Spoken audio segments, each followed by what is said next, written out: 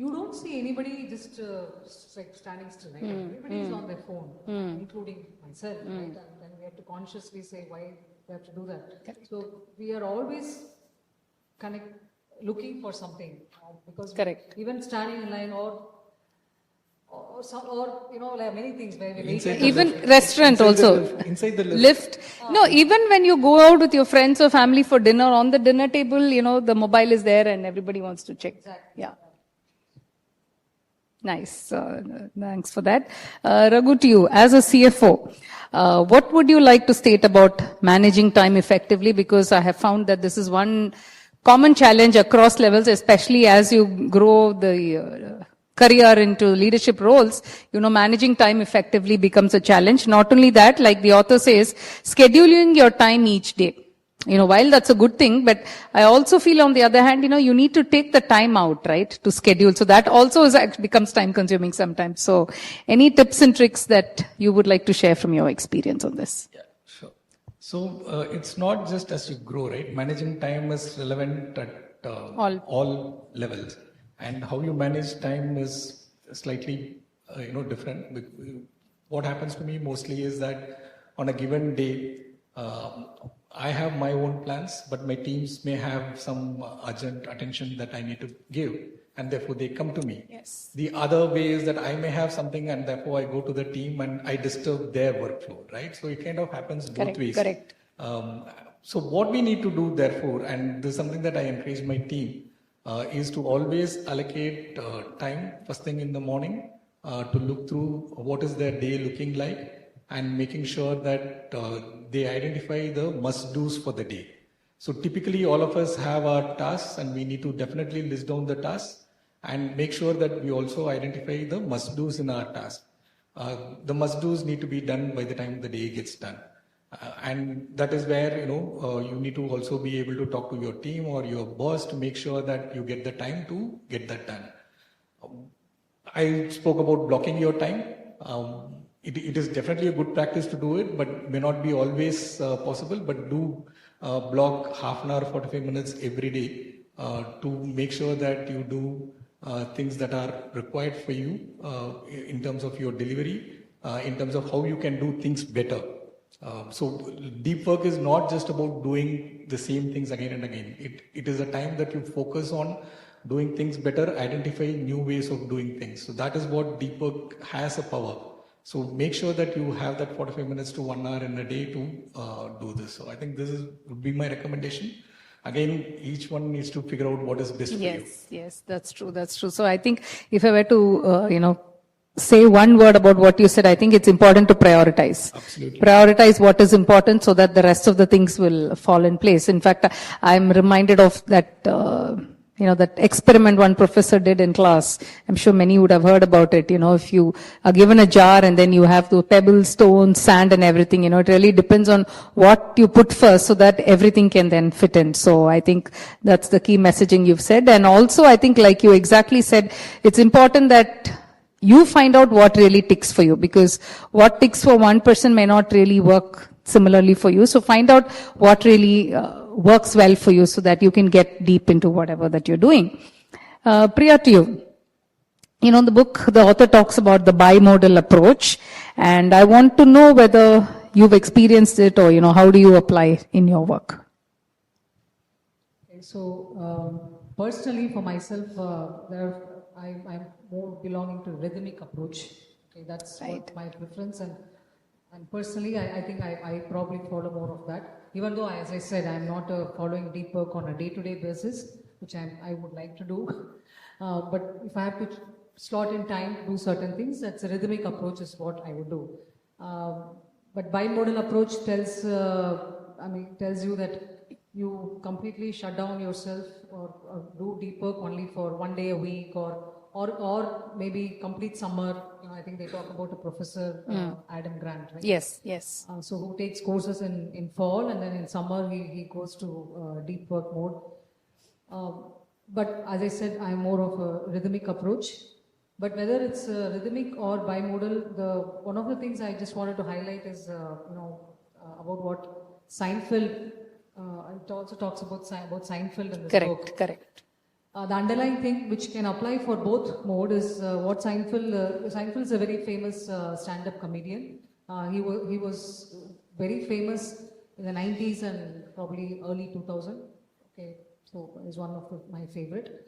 What he does is he writes daily. Okay, and he writes daily, and whenever he writes, he puts a cross. Here he doesn't write, he puts a cross on his calendar. And he makes sure he doesn't have 2 crosses on consecutive days. So if he misses, he catches up. So this is something I think very important when you go for either bimodal or rhythmic approach. That are you consistent in the work that you want to do? Okay, so this is will help you to again upskill yourself and bring in the quality that you want to bring in the work. Yes, yeah, consistency is the key in what you do, because I think it not only helps you get better at what you do, but then you're more disciplined and more committed to what you're actually doing. So I think, yeah, that's absolutely important. Raghu, to you. The third rule is quit social media. Now, your thoughts on that, because how real and practical is it in the current day and age to actually quit social media? Is it something doable? Is it necessary?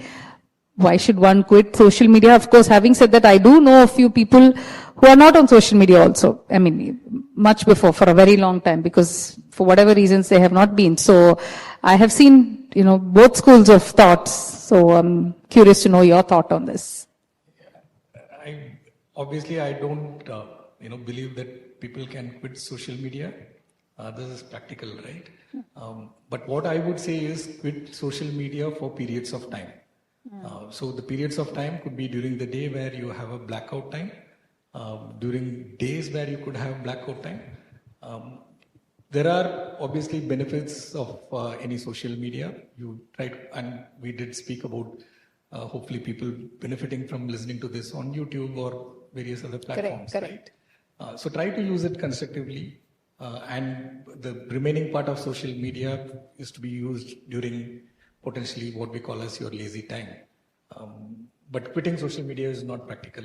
And I've tried that with my children, it didn't work. My wife tried it with me, it didn't work. So there's no way I'm going to advise people to quit social media, but use it constructively to the best of your requirement. And try not to spread negativity in social media. It's a public interest message that I can give. Yes, that's absolutely right. So in fact, me, like what I do, I also don't quit social media, but what I do is I take regular periods off. Like, normally I go for a silence meditation retreat. So where like about 4 days, my phone is completely switched off. So then, I ensure that I'm, right there in the present and with myself and not get distracted. So see what works for you. See, it's important that you detox, and the key is you don't become addicted to social media, and to use it wisely to your advantage, to see how you actually benefit out of it. Like Raghu's mentioned, like, you use it for learning, upskilling yourself, or, different things that's more important in your personal growth as well as professional growth and in your well-being, rather than becoming a slave to social media. So I think that is something that's absolutely important. Exactly. Yes. So it definitely has a lot of advantages. So be wise and use it the right way is what I would want to say. The last question to you, Priya. Like I mentioned, one of the tips that the author provides is don't respond to emails. Now, how practical do you think it's, especially in a corporate, you sent an email either from a colleague or your boss or maybe a customer or somebody, and then you just don't respond to the email. I mean, how would it be taken in the corporate world? It's very tough. Okay, it's very tough in the corporate environment. It also depends on what role you are in exactly, yeah. Which level inside the organization. But it is an important tool that you should have in your pocket. Sometimes it is helpful. For somebody to have a deeper S to something, there should be many shallow no's for it. Okay, so we should be able to say no to certain things. If I really want to focus on something, I should be able to say no to some meetings. Sorry, today I cannot attend these meetings, or I'm not able to respond to emails. Some things we have to neglect it. as I said, right, if you're in a very senior position in a company, I think this can be done. I know a lot of senior people do it. They blindly don't respond, or there's just no for some things. But if you're a junior engineer or just starting off in your career, it's very difficult to do this. You have to respond to all the emails. You have to go to all the meetings that I don't think there's a choice for you to say no. But you can slowly cultivate this, again, not rubbing people in the Wrong side. Right? It has to be handled in a very diplomatic situation. It is a tough one, but it is a good tool to have, I would say. Yeah, I think I would agree with you, because the more senior you are, you definitely have the liberty to, and because nobody really going to question you as such to say, why you haven't responded. But you'll have to take the call wisely even as you grow. And, many times I've seen people, sitting next to each other, next cabins or something, and then they are sending emails to each other saying, why this person, I'm right and why you're wrong. And then, there's these discussions and debates that go on. I strongly recommend my team members to talk to each other. Right? Of course, people work from home a lot, but Teams is there, and I recommend people to come on video call, because you have to see the person when you're talking. So just don't set up meetings for everything. Like, just call and resolve issue. Yes. There's no point in sending 100 emails. Again, that's another thing also in the book they talk about. When you email, follow a process-centric approach in responding to an email. This is a very good tool to have. Yes. Otherwise, there'll be 100 emails on the same Yes. Topic. Yeah, absolutely. You going to say something, Raghu, on this? No, I was just thinking that, I would not want my team members not to respond to my emails, right? But what I think people can definitely do is to send responses within a limited time. So sometimes, and it happens to me also, I see the, envelope that's there on the right corner, and then I immediately want to go and respond to it. I think that is something that we should avoid, and probably keep checking your mails once in 10 minutes, 10 minutes in an hour, and then try to clear your mailbox then, rather than let the mails interrupt your flow. Yeah, true. In fact, I think more than emails, the current day distraction is WhatsApp. Because I remember when I was fairly, few years back when WhatsApp was not this so many messages. So every time, I'll be doing a work tongue, one ping will come, and then immediately you're curious to, open and read that message. But now I think it's just too much. I'm not able to keep pace with the number of messages. So now I have learned to discipline myself to put it aside. So I think you'll have to come up with strategies that actually work for you. So thanks so much for sharing. Now we over to questions. So any of you have questions, please be prepared. I'm just starting off with the first question, which is for Raghu from Ajay from Ananagar. He says, how do you manage deep work in your role as a CFO, where financial analysis, strategic decision making, and constant meetings require focus? Yeah. So meetings are probably the last place to do deep work, but financial analysis definitely needs deep work. And I think I did cover this topic where I said sometimes when I do a budgeting or a board presentation, I try to get into do not disturb mode, because it is not about memorizing numbers. It is about understanding the numbers. It is about understanding what the business is all about. And that definitely needs focus. And, as a CFO for me, that is the most important function of my role, to make sure that I know the pulse of the business, and numbers and the KPIs that I look at are my way towards that understanding. And when I do that, I make sure that I'm not disturbed, and which is the same for each of you. The most critical elements of your work is probably when you need to make sure that you're definitely on deep work mode. Absolutely. Yes. I hope Ajay is watching this and he's happy with it. To you, Priya, Shruti from T Nagar is asking this to you. What are the key skills or habits that have helped you to maintain deep work in your professional journey? And how can young professionals cultivate these skills early on?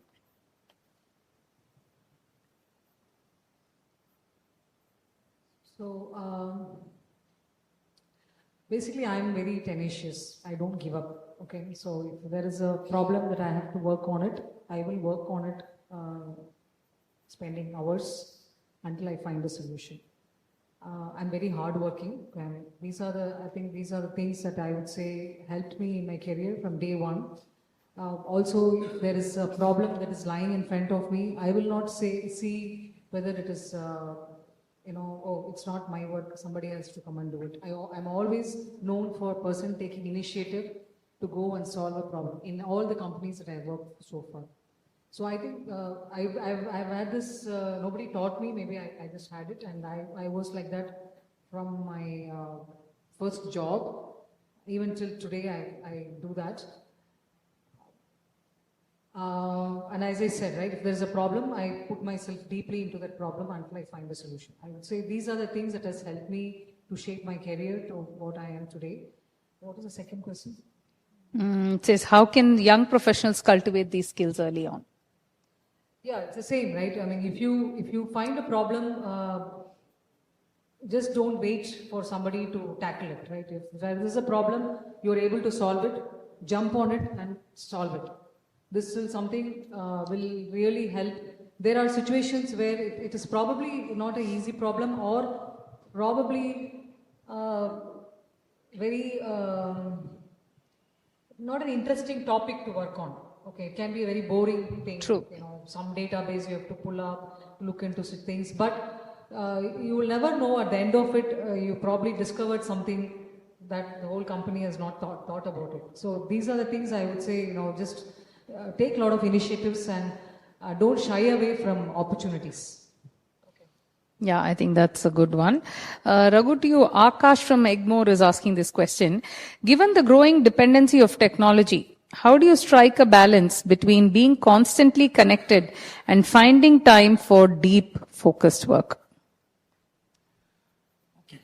So I don't know when he says constantly connected. I'm assuming it's for yes, or emails or internet, whatever.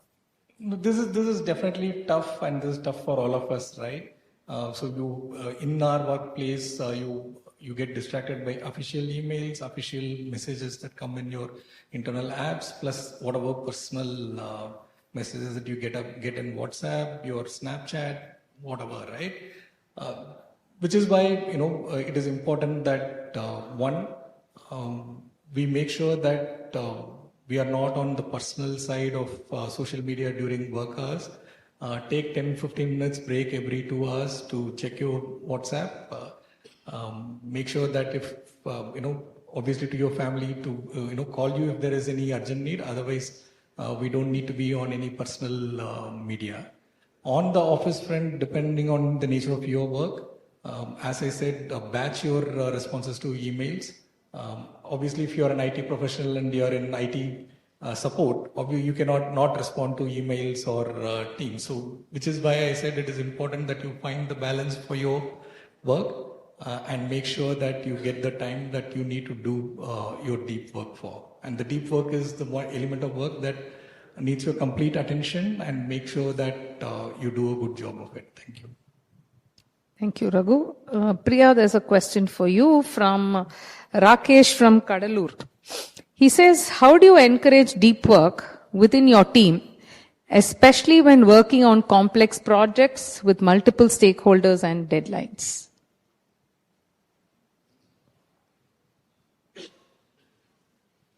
Yeah, so my team, we are kind of scattered a bit. I have people in Chennai, then I have a team in Nellore.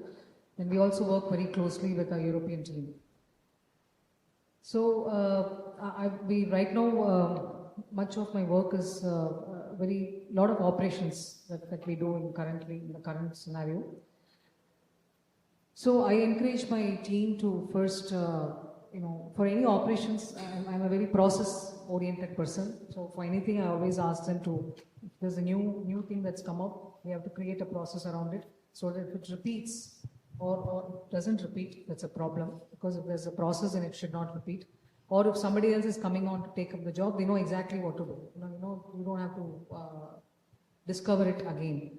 So I encourage my team to spend a little bit of time on their own to come up with the process, and then as a group we review it and fine-tune the process. And also I strongly encourage my team to spend some time on their own to upskill their whatever, right? If they are working in strategy, or they are an operations person, or they are a supply chain person, I recommend them to go take some courses. There are so many courses available online. I recommend them to do something every week that helps them in their career, for their personal career growth. So these are things I encourage my team to do it on a regular basis. That's interesting. Raghu, to you, in a corporate setting where multitasking is often seen as necessary, how do you maintain focus on deep strategic tasks that require undivided attention? This is Prabhu from Vellore has asked this question. Thanks. I always used to think that multitasking is a good thing, and I was good at it as well. And then I was reading this book, and this saying was deep focus, and I think Kevin also started about multitasking, right? So multitasking does not mean doing multiple things at the same time. It means doing multiple things for a period of time to ensure that all work gets done. No human being can, unless you are Rajinikanth who can sign with both hands, can do multitask at the same time, right? It becomes very difficult, especially when both tasks need you to apply your brain. So my recommendation would therefore come back to what we talk about prioritization. Prioritize your work on a daily basis.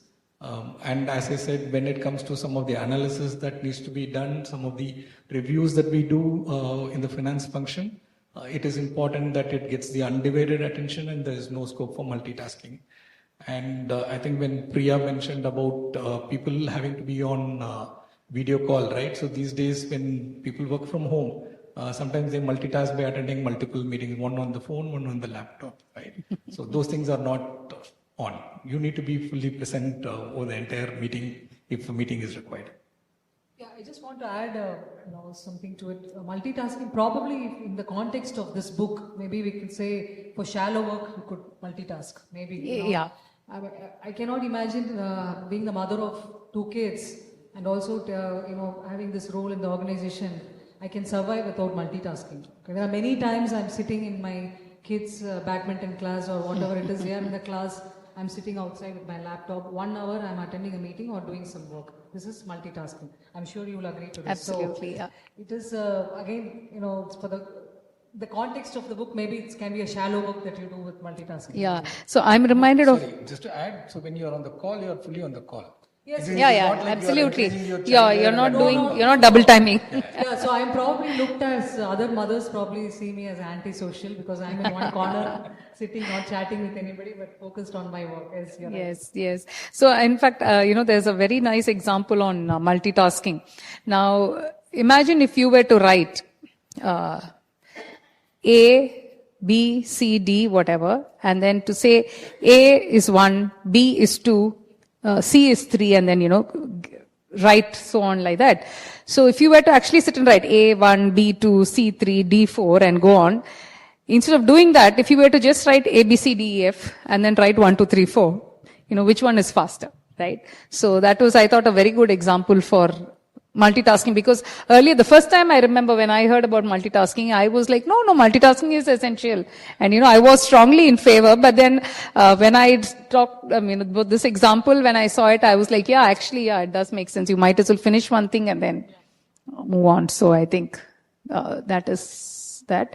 Okay, so last question to you, Priya, is somebody who's asked, how do we handle deep work when we are into deep work under high pressure? The student Vivek from SRM has asked this. High pressure. So you're already working, you're already doing deep work. So I think you probably need how to manage your high pressure. Absolutely, yes. I would say, break down your work, right, into smaller subtasks. You're already saying you're in deep work. And you probably in high pressure. So when you break down your work into subtasks, and it will help you to move on. When you finish one subtask, you will know that you're making a progress in your work as you finish your subtask. Instead of one big chunk, if you have subtask, helps you to manage the stress and take breaks. In this book, I think they are saying the maximum that you can do in deep work is 90 minutes. I normally, at least for my kids, when they are studying, I normally give them 45 minutes, right? 45, 50 minutes, and then take a 10 minutes, 15 minutes break. So that is something helps. Then come back again. 10 minutes break, not more than that. Right? 45, 50 minutes and come back in 10 minutes. So try to have some kind of methodology in how you take your breaks. And that break should be complete. In this book they're saying, right? This break should be just not looking at your phone or something. Just go for a walk or do something like that. Not get into a shallow work during that break. So these are the things that can help you manage your stress. And also meditation. It could be in this book they're talking about just go for a run, and when you run, think about the problem that you're trying to solve. So this, when you come back, will give you a solution for it, or sleep through it, as you said. Sometimes when you just let a problem and then you sleep through it, next day morning you'll have a solution. So I don't know if I've answered your question, but you're already in deep work. I'm just giving you some methodologies to manage your stress. So if you still have questions, maybe you can ask now. In fact, what you said, right? Do take 45 minutes of deep work and then maybe 5-10 minutes of break. So I think there's an app, if I remember right, I think it's called Forest or something like that. Where you're actually the app allows you to plant trees, right? It helps you that way. And then the moment you get distracted, you're actually kind of killing the tree. So you're trying to see that you're focused, and then, you finish that 45 minutes and then only you touch your phone. Something like that. I heard of it. I haven't used it myself, but I thought that was a good way to, not get distracted and ensure you get. So I'm sure there are a lot more apps like that. So see if something like that works is what I would want to share. Yeah. You want to add on anything? So typically, when you're already in deep work and you're at high pressure, right? It happens when there is a deadline that is nearing, and hopefully it's a short-term thing. But if it is a long-term, which means you have multiple events of deep work and high pressure, then you need to figure out that there's something wrong with the work that you're doing. Talk to and I guess he's a student, but if he's working also, talk to your managers and see how to sort it out here. But once in a while, when there is a deadline, there's always going to be a deep work and high pressure in a corporate job. Also, the interesting thing that comes to my mind is, there's a saying, right? Work occupies your time. So if you have to complete a task, let's say in 30 minutes, and if you have, say, 4 or 5 hours, you'll still be doing the same work for 30 hours. The 30-minute job that you can finish, you will still be taking 4 to 5 hours. So sometimes I feel these pressures are kind of good, the pressure cooker, right? Because it has the pressure, the food gets cooked faster. So little amount of stress and little amount of pressure is definitely good. It shouldn't burn you, it shouldn't kill you. That's what is more important. So, and since the question is asked by a student, so it's going to be probably a short-term thing. Right? You will finish it and think about the good things that's going to happen after you cross this, so that will keep you motivated. Yes, that's a good thing. Yes.